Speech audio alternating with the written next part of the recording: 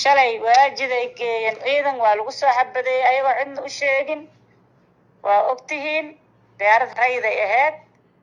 oo dhablay ka shaqaynaysa la afduubay oo ciidan lagu qaaday waa tii lasoo xabadeeyey waa loo sheegay garoomada inay xiran yihiin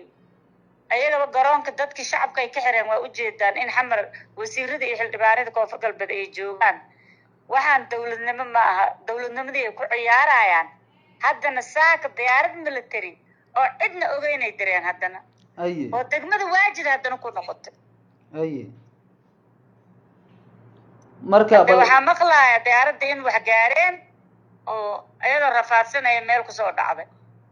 marka yaa saarnaa marka diyaaradda aad soo rideen haddaa la ogaanayaa weli waa lagu maqan yahay wasiirka warfaafinta koonfur galbeeda hadda hadlay wixii saaran haddaa la ogaanaa sida aan maqlaayo ciidan iyo hub baa saarana la yidhi intee loo wada marka ciidanka yaan iska lahaa ciidanka iyo hubka waxaa loo waday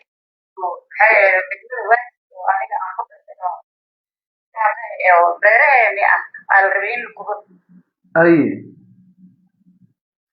dadkaasoo go-doonsan muddo 20 sano ku dhawaade oo ayagaba al-shabaab albaabada u taagan yahay oo roob weli ka tigin deegaanada oo lagu rafaadsiya oon loogu dhammaanayo ayaa dowladdii la rabay inay u naxariisato maalin walba diyaarad hubba iyo ciidan kuba loo geynayo distoor keenaya ciidamadii boliska gaarka ahaay oo degmooyinka joogay iyo waxaa distoor keenaya ciidankii qaranka oo loogu talagalay inuu dalka lagu dureeyo haddii waajid wax loo qabanayo way joogtay intaa maxaa hub loo siin waayey ay isku xurayso oo degmooyinkeeda iyo goboladeeda ku furfurto maxaa xudur loo siin waayey intaasoo ciidan lagu oo markaa loo qalbeyn waayo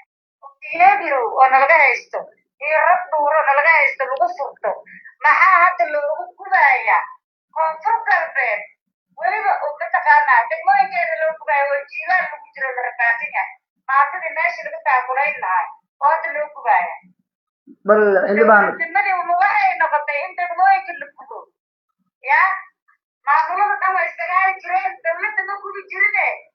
koonfur galbeed ama dhalaysa miya oo dad laheen dadka ugu badana tegeen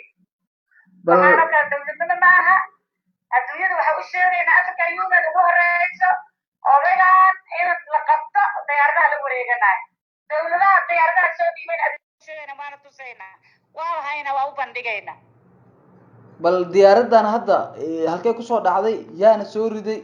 bal waxaan maqlaaya waajida la rabay in lagu dejiyo sidii shalay loo soo xabadeeyey iyadoo sakaraada ay meelaha baydhabo ku dhacday taasaa maqlaaya yay u socota marka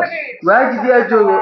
waajid yaa gacanta ku ogaanayna insha allah bidillahi kariim cid kastoo kusoo xadgudubta maamulada koonfur galbeed maamulkeedana waxa la soo rido iyo wax la dilaa laga dhigaa insha allah bidillahi kariim yaa xabad hadday noqotay hubkii qaranka in laisku weeraro waa la iska dhicinaya waajid yaa jooga marka oo diyaaradaha saan wax badeenayo shalay kuwa diyaarad baa rasaas lagu furay boliska gaarkaa joog maxaa iyo taabacsiin marka degmada odoonsaneed 20 sano aan wax loo qabanin ayada isbadbaadinayso shabaab irdaa u taagan yahay haddii wax loo taraayo markii hore maxaa hub loo siin waayo isku xurays jiilaalaa lagu jiraa maatada waxay u baahan oon ahaay maxaa loogula kor wareegana diyaaradaha boliska gaarka ciidamada gaarkaa joogaan